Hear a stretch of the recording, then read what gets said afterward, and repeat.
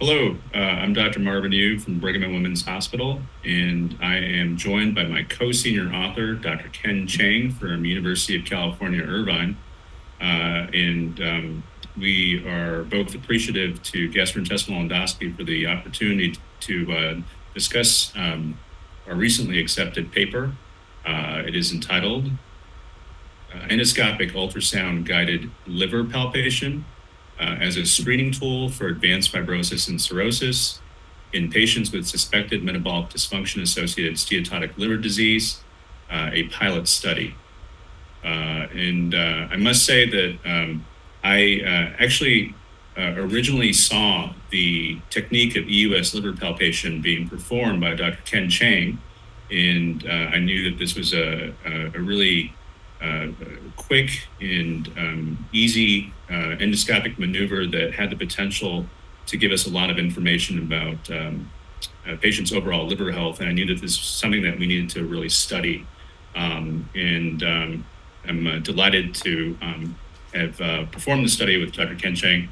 Dr. Chang, can you talk a little bit about the origin of your idea for EUS liver palpation and how you perform this technique? Yeah, Marvin, first of all, thank you so much for including me in this really elegant study. I'm very honored to join you and your team. The idea of EUS palpation, I think I started doing it back in the early 2000s. I've always been fascinated by the liver, and every diagnostic EUS, starting with a radio echo endoscope, I couldn't help but want to palpate the liver. So I would do that like on every case. Even a pancreas case, I would palpate the liver. And over time, I felt that, oh, wow, I think I can tell a cirrhotic liver from a normal liver. And of course, then doing that with a linear echo endoscope was the same. And then we entered into the era of endohepatology that I talked about in 2012, thinking about the integration of endoscopy with the study of patients with liver disease. And we started working on EUS PPG, animal study in 2018, the pilot human study in 2019, and then the EUS PPG device became available in early 2020, and we launched our first series of workshops to teach key leaders in the field about this technique and how it's done and the early data. And you were in that first group of thought leaders to train on EUS PPG, and I think we got that course in just under the wire before COVID. And it was great to see you and be able to brainstorm together. So I think it was during that live case demonstration and so on that, I said, hey, look, here I am palpating the liver. And I think that may have caught your attention. Yeah, it certainly did.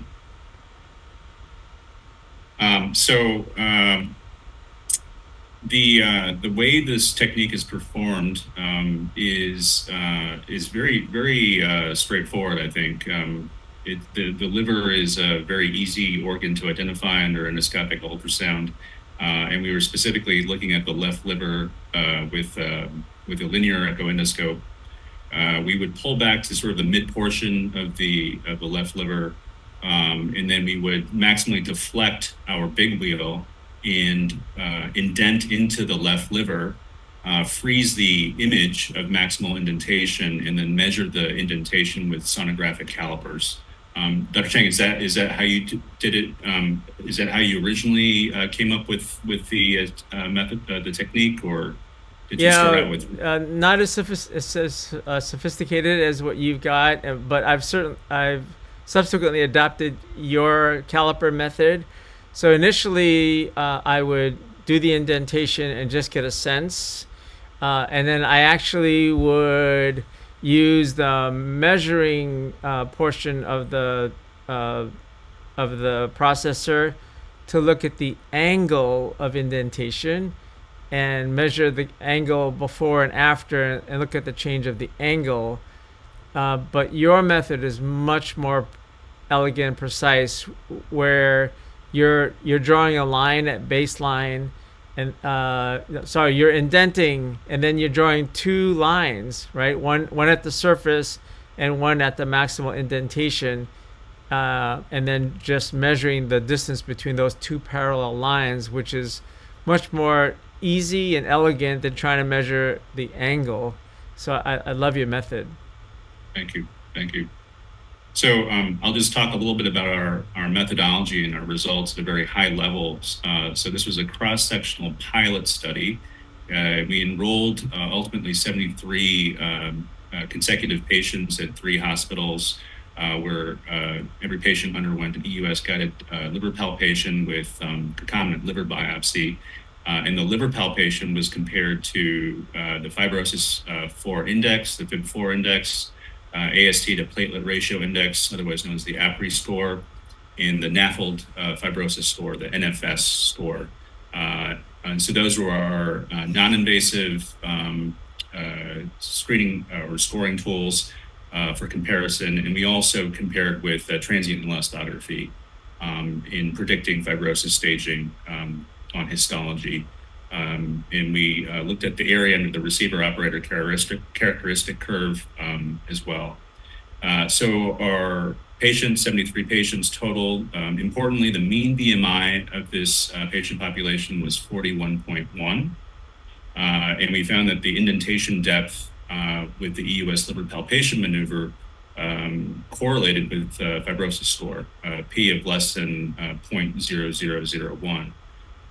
Moreover, EUS palpation demonstrated a C statistic of 0.79 and 0.95 for discriminating advanced fibrosis, so that's F3 and above, and cirrhosis, which is F4 and above, F4 respectively. And EUS liver palpation was superior to NFS in predicting advanced fibrosis. It was superior to APRI and NFS for predicting cirrhosis. It was not significantly different versus FIB4. EUS palpation was superior to transient elastography in predicting cirrhosis.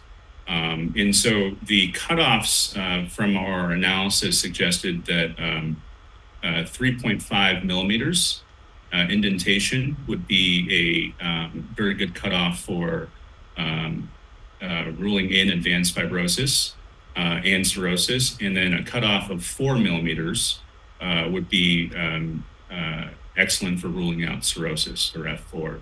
So our conclusion was that EUS liver palpation, it's a novel EUS maneuver, but it's accurate and it's very easy to use. And it can be considered as a screening tool for advanced fibrosis and cirrhosis in this patient population with MASLD. Dr. Chang, how do you see EUS liver palpation kind of fitting in with this emerging area of endohepatology? Yeah, so Marvin, before answering that question, I just want to highlight the elegance of your measurement. You palpate, you freeze, you draw 2 parallel lines and you measure, and if that distance between the 2 parallel lines is less than 3.5 millimeters, there's a high certainty that that patient has cirrhosis. Yes. On the flip side, if that distance is greater than 4 millimeters, there's a high certainty that the patient does not have cirrhosis. Very simple. 3.5, it's ruling in. 4.0, it's ruling out. That's very, very easy to remember. Thank you. Yeah. And I should say that I should caution that this is still a pilot study, and we do need to do additional larger studies for validation. But if other centers can validate our findings, Dr. Chang, how do you see EUS liver palpation, expanding our capabilities with endohepatology? Yeah, you and I love the endohepatology world, and we see it expanding, both in its adoption. Everyone's talking about it, and people are starting to learn it and do it. And then endohepatology, is expanding on the diagnostic side as well as the interventional therapeutic side. On the diagnostic side, you just talked about it. With EUS, we can look at the contour of the liver, specifically that liver edge. Is it blunted or is it nice and sharp? We look at the liver surface and look for nodularity versus a smooth liver surface. And then we go to imaging, and on imaging, we can look at both the echo texture to see if there's developing micronodules, or we can look at echogeneity, looking at steatosis. Then we add on top of all of that, we can apply shear wave elastography of both the right lobe and the left lobe. And now the spleen is the hot topic, shear wave of the spleen, because spleen stiffness is not confounded by fat or inflammation. And then, if indicated, we can do EUS portal systemic pressure gradient measurement and get direct measurement of the portal vein pressure. And then on the same procedure, we can perform liver biopsy, which includes both right lobe and left lobe. And now we're getting, massive amount of portal tracts. So you take all of that endohepatology diagnostics, and now you add palpation, cutoff of 3.5, cutoff of 4.0. My goodness, we've just created such a powerful one-stop shop in patients, who otherwise a lot of this information is indeterminate. And then we get to the therapeutic part, which is, things that you've been pushing and developing in the field, including EUS-guided glue and coil and other agents to create hemostasis within the gastric varices. And that's also part of endohepatology. So I think this just adds to our toolbox. Thank you. Marvin, what's next? What else do we need to do to make this go, mainstream? Yeah, I think validation studies at other centers are our next step. But because the technique is so easy to do, Dr. Chang, as you've shown, I think we should not have. I think there should be a quick next step, multi-center validation studies, and then hopefully we go from there. That's perfect. Yeah, it's so easy, and we're not introducing a new device. There is no additional cost. It takes 3 minutes and valuable information. So it's just value added. Really appreciate the effort you and your team took to put this together in such a robust way.